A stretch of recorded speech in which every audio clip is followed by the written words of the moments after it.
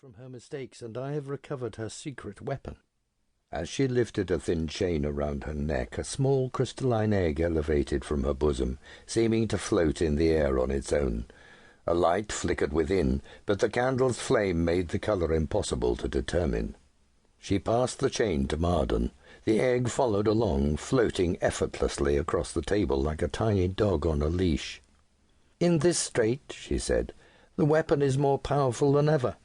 When the banister boy cleaved the candlestone, everyone thought Sir Devin dispersed into the sky, but his light energy had stabilized long before that event. Lord Lucifer guided him to me, and I gave him this new home, where he will reside until we can safely resurrect his body." Marden draped the chain around his neck. The egg floated back and forth in front of his eyes, as if surveying its new bearer. What good can he do inside this crystal?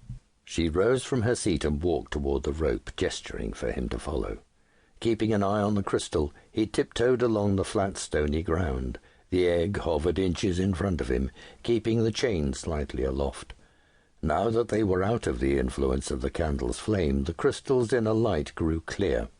Two tiny eyes glowed red within. A strange growl entered his mind like the faint echo of a bad dream. When his mother reached the giant, she took his axe and kicked the excess rope. With a quick chop, she cut it free from its stake. A loud hiss rose from each severed end, and both pieces flopped around like dying serpents. She picked up the end that led to the coil, gripping it tightly to keep it from wriggling. "Enoch is mustering a new army, including the banister boy and his father, and the former and current dragons in the world. Sir Devin will help us locate them before they can all get to Second Eden. At the very least, we can put fear into their hearts and keep them in hiding." Marden glanced at the egg. It had moved to a point a few inches in front of his chin. The growl grew louder and seemed to come from within the crystal.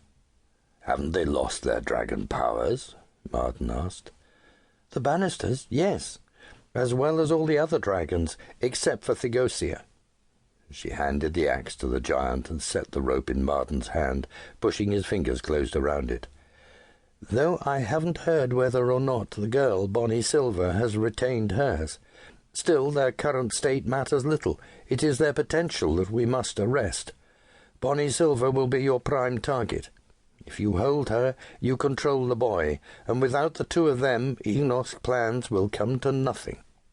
Marden clutched the rope, much thicker now than when he had pulled the two worlds together. Warm to the touch, it felt alive in his grip. "I understand. What is my next step?" "You will lasso one of their soldiers." She showed him a ring on her finger, an ornate gold band with a fiery red jewel. "May the former dragons and their offspring wear a symbol of their dragon essence, a rubellite ring. Whether they have lost their dragon natures or not, these gems still hold a remnant of that former glory. Devin, having lived within a dragon's skin, can detect and find the signal no matter how faint. He is now a dragon-sniffing hound, and his victim, the Silver Vixen, will not easily travel beyond the reach of his nose, especially since she has no knowledge that she carries the scent." "And I am to use this to bind her," he said, passing the shimmering rope through his hands. "In a sense. When you leave this place, the rope will become invisible, and it will stretch without tension and without limit. You are to attach it to Bonnie Silver's body and tie the other end to an anchor on Earth. Since she will eventually try to get to Second Eden, she will become the other anchor that allows you to bring the worlds together." "Wouldn't it be easier to attach it to one of our giants? They would cooperate fully." She nodded at the rope. "Tie it to yourself, you will see." Keeping his eye on his mother, Marden looped the coil around his waist and tied it in a loose knot. As soon as he let go, the knot tightened. Then, like a python, the loop constricted tighter and tighter. He sucked in his stomach and jammed his fingers behind the rope, straining against the painful vice-like hold.